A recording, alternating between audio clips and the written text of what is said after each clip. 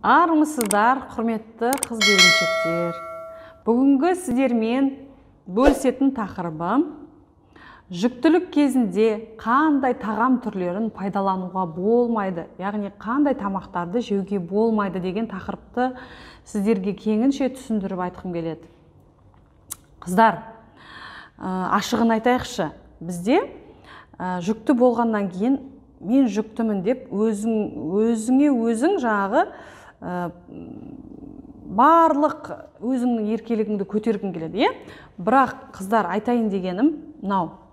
Сіз бір өзіңіз ғана емес, іштегі балаңыз үшін де жауаптысыз, Сіз қандай бала туғыңыз келеді? Қандай бала, қандай нәресте өмірге алып келгіңіз келеді?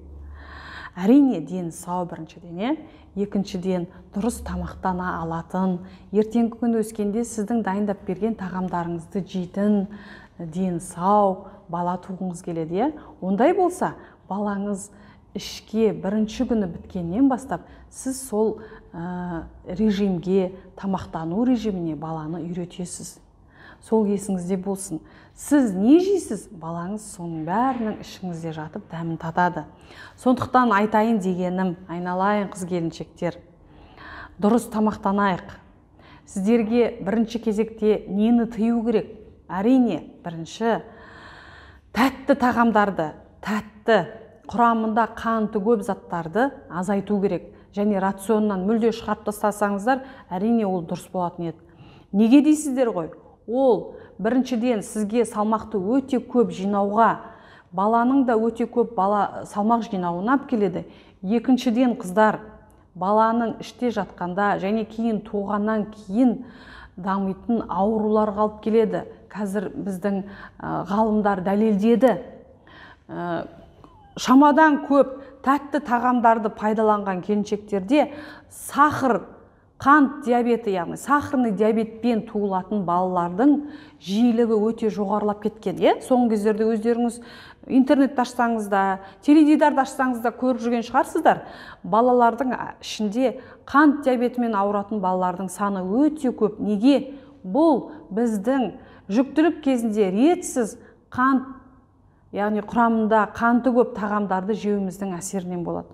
Сондықтан қыздар, біріншіден, дені сау бала дүниеге әкелгілеріңіз келсе, құрамында қанты бар тамақтарды. Ол қандай тамақтар? Өздеріңіз білесіздер ғой. Әсіресе нан өнімдері ғой олар. Өздеріңіз білесіздер. Тәтті, қатты тоқаштар, бәліштер, печеньелер өздеріңіз жақсы көретін. Содан соң менің өмірлік тәжірибемде өте көп болды осындай қыз-келіншектер. Мен жерікпін дейді, өзін солай түсіндіреді. Мен колаға жерікпін дейді. Өзінің жаңағы төсегінің басына қойып, блоктап кола ішетін қыздарды көргем. Мен тортқа жерікпін деп жеген қыздарды көргем. Күніне 2-3 торт жеген қыздарды өзімнің тәжірибемде көргемін, қыздар. Бірақ бұл өте дұрыс емес. Неге? Ол сіздерден мен коланы аяғаннан, тортты аяғаннан емес. Мен сіздердің денсаулықтарыңыз дұрыс болуын қалағаннан, дұрыс бала өмірге алып келулеріңізді қалағаннан айтып отырмын. Бұл өте зиян. Коланың өзінде қант өте көп, өздеріңіз білесіздер. Сондықтан коланы мүлде жүктілік кезінде пайдаланбағандарыңыз дұрыс. Жоқ, қатты құмартып баратсаңыздар, мысалға, 90% дұрыс тамақтың ішінде бір 5-10% ғана, ол дегеніміз сөз, аптасына бір ғана стакан кола ішсеңіздер болады деген сөз, қыздар. Бірақ блоктап, су ішпей, только кола ішу деген ол өте зиян. Сіздің денсаулығыңызға да, баланың денсаулығына да өте зиян. Және қыздар, мен сіздерге айтып өткім келеді осы жерде. Сізден туған бала, сіз не жүктілік кезінде қандай тамақ ішсеңіз, сізден туған бала ертең сол тамақты жегісі келеді. Сіз қазір осы бастан жүктілік кезінде чипсы, фри, кола, гамбургер, чизбургер, жаңағы сол неғұрлым жеңіл сіңетін көмірсулары бар тағамдарға жатады бұлар, И бұлар салмақты өте көп жинатқызады әйелге де, балаға да. Осыларға сізден туған бала да ертең құмар болады. Және осыларды ғана жегісі кеп тұрады. Қалыпты сіздің жаңағы үйде қайнатқан сорпаңызды, пісірген тамағыңыздан гөрі сол тамақтарды ұнатады. Бірақ сіз мейлінше өзіңізді бала іште жатқаннан тәрбиелесеңіз, соған қандай тамақтарды жеуді соған кеңес берсеңіз, өзіңіз соны бастап үйретсеңіз балаға іште жатқаннан, сіздің балаңыз ертең 1 жасқа толмай-ақ сіздің берген тамақтарыңыз жейді, өйткені сіз оны іште жатқанда тәрбиелеп қойдыңыз. Сіз көбірек алма жедіңіз, сіз көбірек көкөніс жедіңіз. Сол бала ертең сіздің алма да жегіш болады, көкөніс те жегіш болады, және сізден сорпа, тамақтарды сұрайды. Ал сіз керісінше нан өнімдерін, тек торт, кола ішетін болсаңыз, только соларды ертең балаларыңыз сұрайтын болады. Осыны бір мезгіл сіздерге түсіндіріп кеткім келді. Ал енді жеуге болмайтын тағамдарды келтіретін екінші рет, бірінші ретте айтып өттім, тәтті, құрамында тәттісі өте көп тамақтар. Екінші тамақтар атап өттім, фастфуд өнімдері. Ол тез дайындалатын және организмге тез сіңетін көмірсулар болғандықтан, оларды көбінесе пайдаланбаңыздар, қыздар. Олар сізге салмақты көп қосады. Олардың сіздің және балаңыздың организміне алып келетін зиянды жақтары өте көп. Оны мен емес, қазіргі бүкіл дүниежүзілік нутрициолог, ғалымдар, гастроэнтерологтар айтып жатыр, Сондықтан өте осы екіқабат кезде, жүктілік кезде өздеріңіздің тағамдарыңызға, ішетін тамақтарыңызға мейлінше жауапкершілікпен қараңыздар. Ол жаңағы айтқан үшінші жағдай, бұл алкогольді ішімдіктер. Неге қыздар біз жүктілік кезінде алкогольден аулақ болыңдар дейміз? Өйткені бала іште даму кезінде алкоголь кедергі алып келеді. Дамуында кедергілер алып келеді. Бауыр ауруларын алып келеді, баланың. Сондықтан алкогольді пайдаланбағаныңыз дұрыс. Және көп алкоголь пайдаланған әйелдерде бала керісінше салмақ жинай алмайды.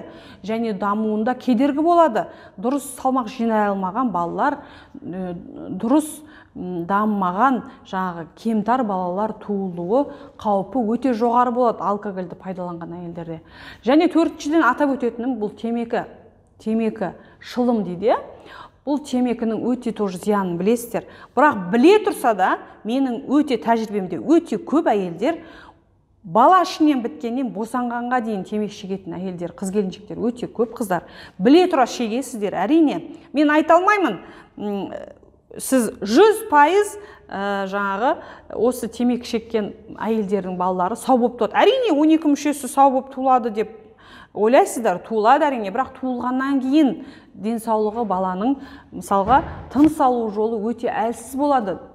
Темекі шеккен әйелдердің балаларының тыныс алу жолы әлсіз болады. Ол балалар 1 жасқа дейін де 5 жасқа дейін сәл қитетсе, жөтелу, түшкіру, тұмау аурулармен өте көп ауырғыш болады. Сондықтан біз темекі шегуден аулақ болыңыздар деп айтатын себебіміз осы. Сондықтан айналайын қыз-келіншектер, осы айтылған бірінші айтып өткен тәтті, рафинирленген, қанты құрамында көп тағамдардан аулақ болыңыздар. Екінші айтатыным фастфуд өнімдерінен аулақ болыңыздар. Үшінші алкогольден, төртінші темекі. Осы заттарды пайдаланбаған әйелдерде, яғни дұрыс тамақтанған әйелдерде дұрыс дені сау ұрпақ дүниеге келеді. Осыны сіздерге айтып өткім келеді. Неғұрлым дұрыс тамақтансаңыз, осыларды аз тамақтанған әйел, соғұрлым дені сау баланы өмірге дұрыс алып келеді, және іште жатқанда сол баланы сіз тамақтану әдебіне үйретесіз. Ал бүгінгі тақырыбымыз сіздерге ұнаса, өздеріңіздің таныс, бұл тақырыпты білмейтін, қызықтыратын қыз-келіншектерге айтсаңыздар, бөліссеңіздер болады. Тағы да қосымша қандай сұрақтарыңыз бар, қандай сұрақтар мазаласа, маған парақшама шығып сұрақтарыңызды қойсаңыздар болады. Мен сіздерге мейлінше түсінікті тілде тақырыпты талқылап жауап беруге тырысамын. Рахмет.